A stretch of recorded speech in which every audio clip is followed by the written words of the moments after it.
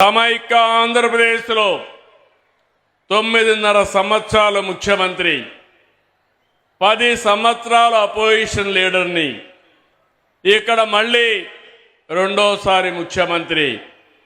ఈ గౌరవం ఎవ్వరికి రాలేదు. ఆ గౌరవాన్ని మీరు ఇవ్వగలిగారు. ఈరోజు నేను ఒకటే మీ అందరికీ శాశ్వతంగా తెలుగు జాతికి నేను రుణపడి ఉంటాను. ఇంకొక విషయం కూడా మీరు గుర్తుపెట్టుకోవాలి. ఒకప్పుడు తెలుగు జాతి వివిధ ప్రాంతాల్లో ఉంది. కాలక్రమేణా అందరూ ఒకటిగా ఉండాలని ఆ రోజు పొట్టి శ్రీరాములు గారు త్యాగం చేయడం, మళ్ళీ రాష్ట్రం ఒకటిగా కలవడం జరిగింది. తెలుగు జాతి అనేక సందర్భాల్లో కలిసి ఉన్నాం, కొన్ని సందర్భాల్లో విడిపోయాం. ఇప్పుడు తెలుగు జాతికి 2 రాష్ట్రాలు వచ్చాయి, ఒకటి తెలంగాణ, ఒకటి ఆంధ్రప్రదేశ్. మీ అందరూ ఈ సందర్భంగా ఒకటి గుర్తుపెట్టుకోవాల్సిన అవసరం ఉంది. ఆ రోజు నేను ఆలోచించాను, తెలుగు జాతి నాలెడ్జ్ ఎకానమీలో ముందుండాలని 30 సంవత్సరాల కంటే ముందు ఆలోచించి సైబరాబాద్ సిటీ నిర్మాణం చేసి ఐటీకి ప్రాధాన్యత ఇస్తే ఒక్క నిర్ణయం, ఈరోజు ప్రపంచం మొత్తం తెలుగువారు అతి ఎక్కువ పర్ క్యాపిటా ఇన్కమ్ సాధిస్తున్నారంటే అది తెలుగువాడి సత్తా అని మరొక్కసారి మీ అందరికీ విజ్ఞప్తి చేస్తున్నాను. ఈరోజు దానికంటే మించిన అవకాశాలు మనకు వచ్చాయి. ఆర్థిక సంస్కరణలు ప్రవేశపెట్టిన వ్యక్తి పివి నరసింహరావు అయితే 1995లో భారతదేశం, అందులో తెలుగు జాతి అందిపుచ్చుకున్న ఆయుధం ఇన్ఫర్మేషన్ టెక్నాలజీ. ఈరోజు మూడోది మీరు ఒకసారి చూస్తే, ఈరోజు మొత్తం భారతదేశానికి ఒక అవకాశం, అదే యువ భారతదేశం. యువకులు ఎక్కువ ఉండే దేశం ప్రపంచంలో భారతదేశం. ఇది 47 వరకు ఉంటుంది. అన్ని దేశాలు జనాభా తగ్గిపోతా ఉంది, వయసు మీరిన వాళ్ళు పెరుగుతున్నారు. కానీ భారతదేశానికి మాత్రం అడ్వాంటేజ్ ఉంటుంది. 4వ విషయం మీరు చూస్తే, ఒక సమర్థవంతమైన నాయకుడు, right time, right leader, right place, that is Narendra Modi.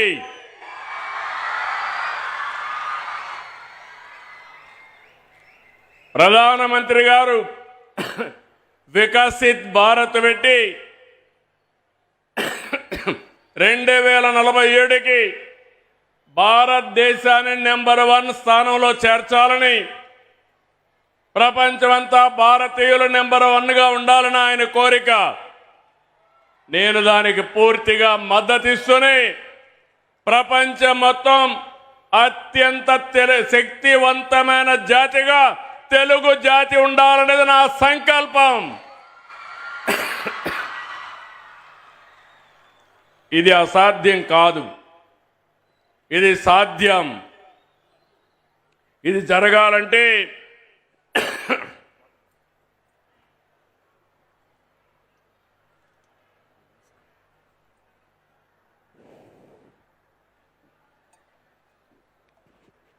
జరగాలంటే మనలో ఐకమత్యం కూడా పెరగాల్సిన అవసరం ఉంది. ఈరోజు మనకు 2 రాష్ట్రాలున్నా తెలుగు మనకు మాతృభాష. కలిసుంటే ఎన్నో సమస్యలు పరిష్కారం చేసుకుంటూ ముందుకు పోయే పరిస్థితి వస్తుంది. నేను ముందే చెప్పాను, 30 ఏళ్లకు మునుపు ఎన్టీ రామారావు గారు ముఖ్యమంత్రి అయిన తర్వాతనే నాగార్ సాగర్లో ఉండే ఏదైతే కృష్ణా జలాల్ని ఆ రోజు ఆంధ్రప్రదేశ్కు ఉపయోగించుకోవాలని ఒక పక్క ఎస్ఎల్బీసీ తీసుకొచ్చి, ఇంకో పక్క ఎస్ఆర్బీసీ తీసుకొచ్చి సాగునీటికి దారి చూపించిన ఏకైక నాయకుడు నందమూరి తారక రామారావు గారు. ఆ తర్వాత మీరు ఒక్కసారి చూస్తే నేను కల్వకుర్తి లిఫ్ట్ ఇరిగేషన్ కానీ, ఏఎంఆర్ ఎత్తిపోతుగల పథకం కానీ, నెట్టింపాడు కానీ ఇవన్నీ కూడా పూర్తి చేశాం కృష్ణా పైన తెలంగాణ ప్రాంతంలో. ఇంకో పక్క కృష్ణా డెల్టా మోడర్నైజేషన్ పేరుతో 20 టీఎంసీ నీళ్లు పొదుపు చేసి ఆ నీటిని తెలంగాణకు కేటాయించి భీమా లిఫ్ట్ ఇరిగేషన్ కూడా పూర్తి చేశాం. ఇంకో పక్క మీరు చూస్తే గోదావరి నదిపై గుప్తా, ఆలీసాగర్, ఇంకో పక్క దేవాదులు ఎత్తిపోతు పథకాలు కూడా చేపట్టాం. ఆంధ్ర ప్రాంతంలో చేగల్నాడు, పుష్కర, తాటిపూడి ఇలాంటి లిఫ్ట్ ఇరిగేషన్లు తీసుకొచ్చాం. 2014లో పట్టిసీమ ప్రాజెక్టుతో కృష్ణా డెల్టాకు నీరు తీసుకొచ్చాం. ఆంధ్రప్రదేశ్ కలిసి ఉన్నప్పుడు హైదరాబాద్ని ఒక నాలెడ్జ్ ఎకానమీగా తయారు చేసేదానికి మనం ఫౌండేషన్ ఇస్తే, విభజన జరిగిన తర్వాత హైదరాబాద్ తెలంగాణకు వెళ్ళిందని కొత్త రాజధాని అమరావతి, అదే సమయంలో పోలవరానికి మన చట్టంలో ప్రత్యేక నిధులు, ప్రత్యేకమైన హక్కు కల్పించే పరిస్థితికి వచ్చారు. ఈరోజు నేను మీ అందరికీ ఒకటి హామీ ఇస్తున్నాను. చరిత్రలో కొంతమందికి కొన్ని అవకాశాలు వస్తాయి. ఆ రోజు సైబరాబాద్ ద్వారా హైదరాబాద్ నగరాన్ని ప్రపంచ పట్టణంలో పెట్టాం. ఈరోజు అమరావతి మళ్లీ కట్టి, అమరావతి దేవతల రాజధాని, అమరావతి ప్రజా రాజధాని ఈ అమరావతి. ప్రపంచానికి ఒక నమూనాగా దీన్ని తయారు చేసే అవకాశం తీసుకుందాం. అలాంటి అవకాశం తీసుకుని ఈ రాజధాని నిర్మాణం చేస్తాం. అదే సమయంలో ఇంకొక పక్క మీరు చూస్తే నేను ఒకే విషయం మీ అందరినీ కోరుతున్నాను. పోయిన సంవత్సరం దగ్గర 6,282 టీఎంసీ నీళ్లు గోదావరి, కృష్ణాలో సముద్రంలోకి వెళ్ళాయి. గోదావరిలో నీళ్లు పుష్కరంగా ఉన్నాయి.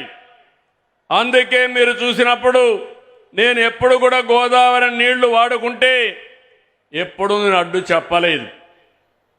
విభజన తర్వాత కాళేశ్వరం ప్రాజెక్టు కట్టినప్పుడు గోదావరి పైన ఎన్ని ప్రాజెక్టులు కట్టినా పర్వాలేదు, మనకు నీళ్లు వస్తాయనే ఉద్దేశంతో నేను ముందుకెళ్ళాను. గడిచిన 40 సంవత్సరాల్లో 3,000 టీఎంసీ నీళ్లు గోదావరి నుంచి సముద్రం లేకపోతున్నాయి. పోలవరం ప్రాజెక్టు పూర్తవుతుంది. కృష్ణా గోదావరి అనుసంధానం జరుగుతుంది.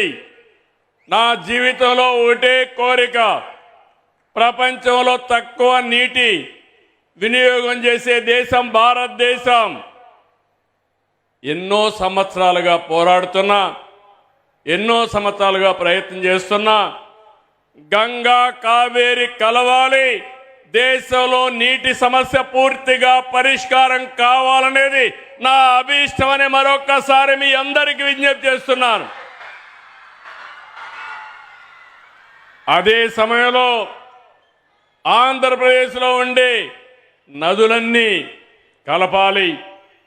తెలంగాణలో గోదావరి నీళ్లు కూడా వాడుకోవాల్సిన అవసరం ఉంటే వాడుకోవాలి. తెలుగు రాష్ట్రాల మధ్య విద్వేషాలు కాదు, సమైక్యత అవసరం. ఒకరినొకరు అర్థం చేసుకోవాల్సిన అవసరం ఉంది.